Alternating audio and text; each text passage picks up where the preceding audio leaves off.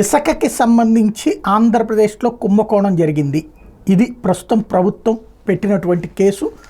2566 కోట్ల రూపాయల కుంభకోణం జరిగిందని, దీంట్లో అప్పుడున్నటువంటి గనుల శాఖ అధికారి వెంకటరెడ్డితో పాటుగా ఆ రాజున కాంట్రాక్ట్ తీసుకున్నటువంటి జేపీవీఎల్, జీసీకేసీ, ప్రతిమ ఈ 3 సంస్థల మీద కూడా కేసు పెట్టారు. ఆయా సంస్థలకి సంబంధించినటువంటిది అంతా కూడా ఏదైతే చట్టంలోని సెక్షన్లతో పాటు ఐపీసీలో నేరపూరిత విశ్వాసఘాతుకు, నేరపూరిత కుట్ర తదితర సెక్షన్ల కింద కేసు పెట్టారు. ఇసుక టెండర్ల ఖరారు ఒప్పందాల వెంకటరెడ్డి నిబంధనలు ఉల్లంఘించి అక్రమాలకు పాల్పడినట్టు ఏసీబీ ప్రాథమిక విచారణలో తేలింది. ఇసుక కాంట్రాక్టర్ అయిన సంస్థ అయినటువంటి జేపీవీఎల్ సంస్థ ప్రభుత్వానికి 800 కోట్లు బకాయి ఉన్న ఆ సంస్థ సమర్పించిన 120 కోట్ల విలువైన బ్యాంక్ గ్యారంటీలు వెనక్కి తీసుకునేందుకు ఎన్ఓసీ జారీ చేసినట్టు ఏసీబీ గుర్తించింది.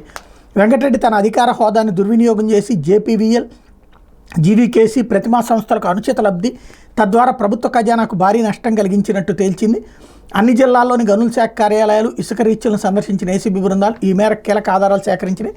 వాటి ఆధారంగా కేసు నమోదు చేశారు. ఇసుక తవ్వకాలు, విక్రయాల బాధ్యతలను ప్రైవేటు సంస్థలకు అప్పగిస్తూ 2021లో తీసుకొచ్చిన ఇసుక విధానంలో ఆయా సంస్థలు పాటించాల్సిన నిబంధనలు పేర్కొన్న క్షేత్రస్థాయిలో అవేవీ అమలు కాలేదు. పైగా అందుకు విరుద్ధంగా వ్యవహారాలు చోటు చేసుకున్నాయి. నాటి ప్రభుత్వ పెద్దల ఆదేశాల మేరకు వెంకటరెడ్డి అక్రమాల విషయంలో చూసి చూడనట్టు వ్యవహరించారు. గుత్తేదారు సంస్థలు ముద్రించుకున్న బిల్లులు చేతిరాప్తో ఇచ్చేందుకు వెంకటరెడ్డి అవకాశం కల్పించారు.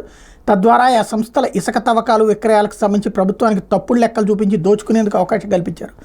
ఒప్పందం ప్రకారం ప్రతి నెల 1, 16వ తేదీల్లో ఆయా ప్రైవేట్ సంస్థలు టెండర్లో కోట్ చేసిన మొత్తాన్ని ప్రభుత్వానికి చెల్లించాలి. వాళ్ళు నెలల తరబడి సొమ్ము జమ చేయకపోయినా వెంకటరెడ్డి ఎలాంటి చర్య తీసుకోలేదు. పైగా బకాయిలు ఉన్నప్పటికీ ఆయా సంస్థల బ్యాంక్ గ్యారంటీల సొమ్ము వెనక్కి తీసుకునేందుకు ఎన్ఓసీలు ఇచ్చారు. జేపీవీఎల్ సంస్థ ఇసుక తవ్వకాలు, విక్రయాల కాంట్రాక్ట్ గడువు 2023 మే నెలలోనే ముగిసిపోయింది.